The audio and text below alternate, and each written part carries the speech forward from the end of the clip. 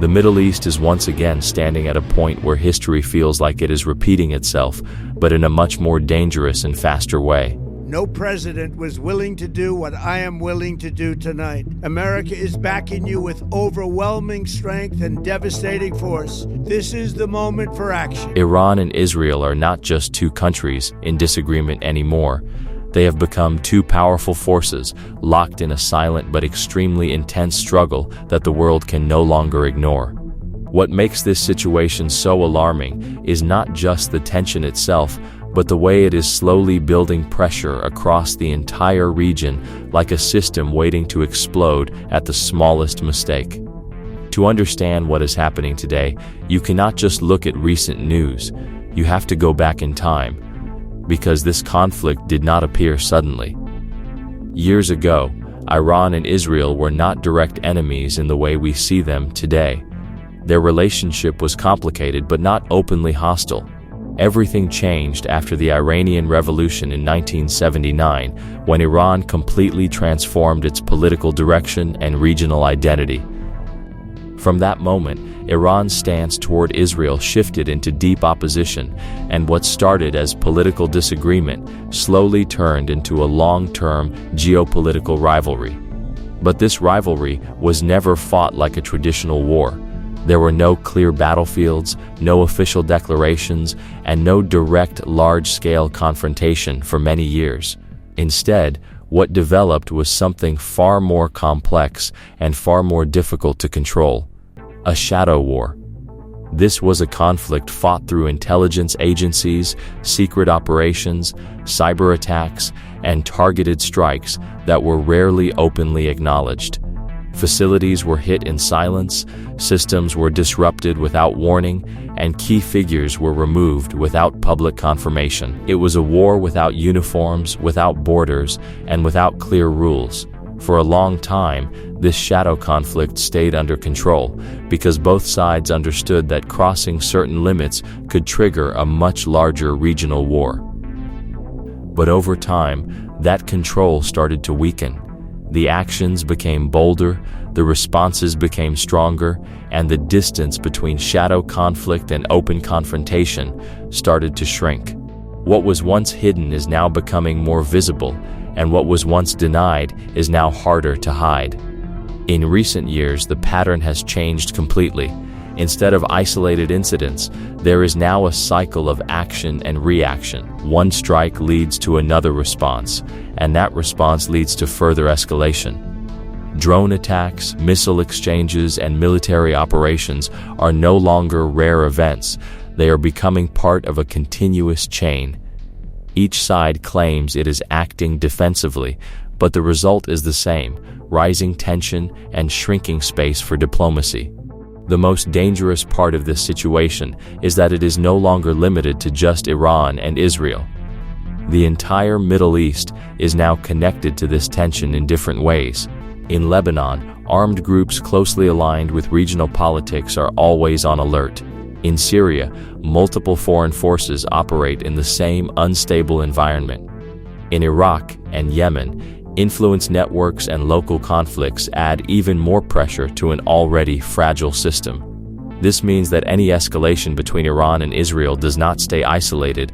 It spreads quickly across borders like a chain reaction that is very hard to stop once it starts. Iran plays a central role in this entire structure because of its regional influence and strategic positioning.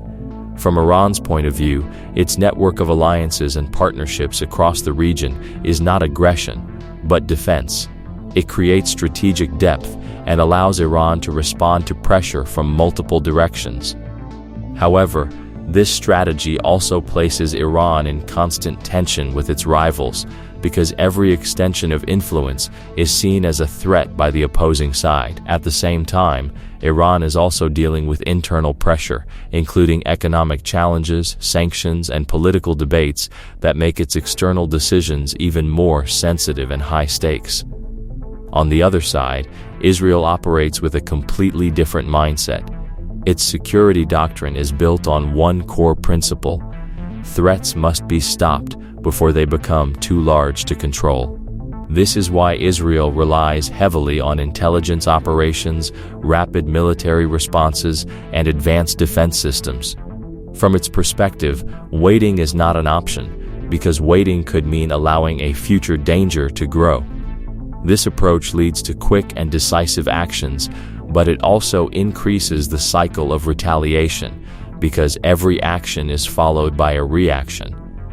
What makes the current era different from the past is technology. Modern warfare is no longer slow or predictable.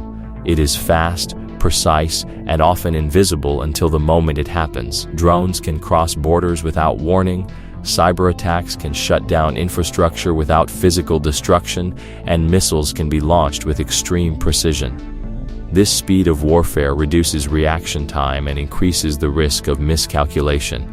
In such an environment, even a small mistake can escalate into something much larger in a very short time.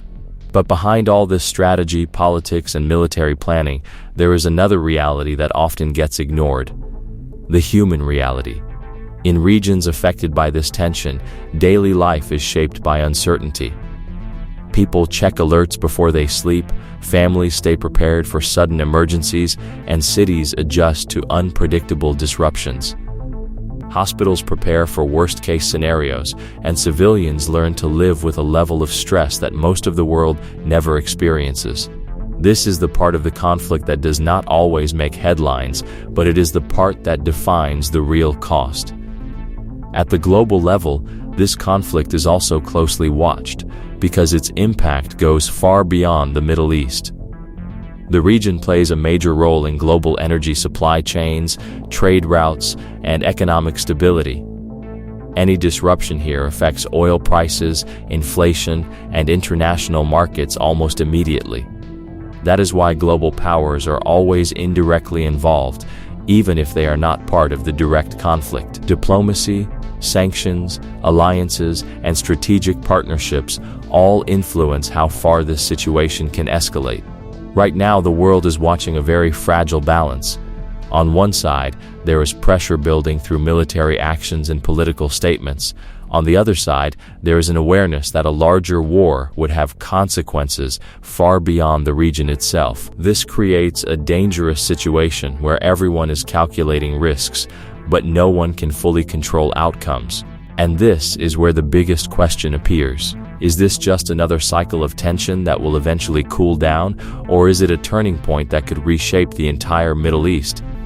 Because every escalation brings the region one step closer to a point where control becomes harder, reactions become faster, and consequences become irreversible. Right now, Iran and Israel are not just facing each other. They are standing inside a much larger system that is under pressure from every direction. And when systems like this reach their limit, history shows that they do not stay stable for long. They either find a way to reset, or they break into something much bigger than anyone expected. The situation between Iran and Israel becomes even more dangerous when you introduce the nuclear question, because this is the point where regional conflict stops being just regional and starts becoming global concern. Iran's nuclear program has been one of the most debated and closely watched programs in the world for years. Iran insists that its nuclear development is for energy and peaceful purposes, but Israel and several Western powers see it through a completely different lens. From their perspective, any step closer to nuclear capability changes the entire balance of power in the Middle East instantly. This is where fear and strategy collide. Because in modern geopolitics, perception can be just as powerful as reality. Even the possibility of nuclear capability changes military planning, diplomatic pressure, and regional alliances. Israel has repeatedly made it clear that it considers a nuclear-armed Iran an existential threat, meaning a threat to its very survival. That single belief is what pushes the tension into a far more dangerous category than a normal regional rivalry. Now, when nuclear suspicion enters the equation, every military move becomes heavier. Every strike carries more meaning. Every escalation is measured not just in immediate damage, but in long-term risk. This is why the region feels like it is constantly one step away from a major breaking point. Because nuclear uncertainty does something very specific, it removes confidence from both sides. One side fears progress, the other side fears prevention attempts, and in the middle sits a constantly tightening pressure system. But this conflict is not only about Iran and Israel anymore.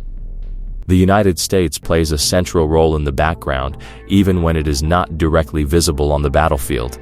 The U.S. is Israel's strongest strategic ally, and this alliance shapes almost every major decision in the region.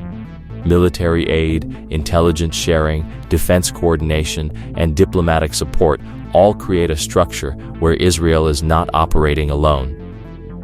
At the same time, the United States also has a wider global responsibility. It must balance support for its allies with the risk of being pulled into a larger regional war. Because once tensions escalate beyond a certain point, involvement stops being a choice and becomes a necessity. This is why U.S. military presence in the Middle East has historically been significant, including naval deployments, air bases, and rapid response capabilities in surrounding regions.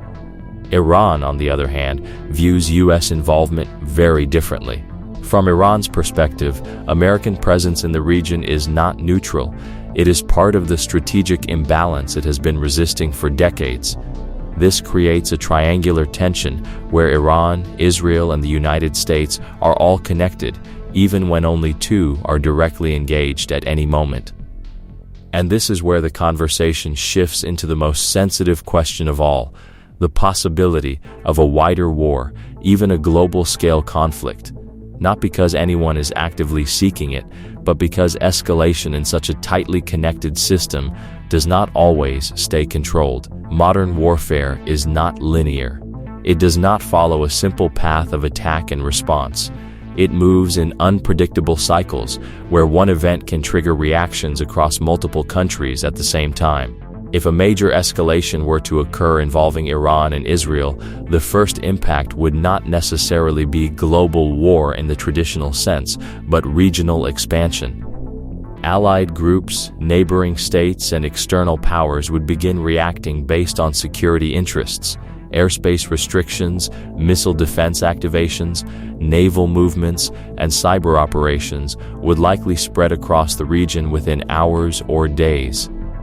The danger is not just direct confrontation, but miscalculation. In high-pressure environments like this, decisions are often made in seconds, based on incomplete information. And history has shown many times that some of the biggest escalations in global politics did not start with intention, they started with reaction. This is why analysts often describe the Iran-Israel situation as one of the most sensitive flashpoints in the world today. Not because global war is guaranteed, but because the structure of the conflict contains multiple pressure points that are already active. Nuclear suspicion, regional alliances, superpower involvement, and rapid military technology all exist in the same system at the same time. And when all of these elements exist together, stability becomes extremely fragile. It is not that war is inevitable, but that the margin for error becomes dangerously small. Every diplomatic failure, every military strike, every political statement carries weight far beyond its immediate context. Right now, the world is not watching a single war. It is watching a system under pressure, where every layer is connected, and every reaction influences another. Iran and Israel are at the center of it, but the effects reach far beyond them. The United States stands as a powerful external force inside this system, trying to prevent escalation while also maintaining its strategic commitments. And this is the reality of the situation, not a simple path toward war, not a simple path toward peace, but a constantly shifting balance where every move matters and every misstep could change the entire direction of the region.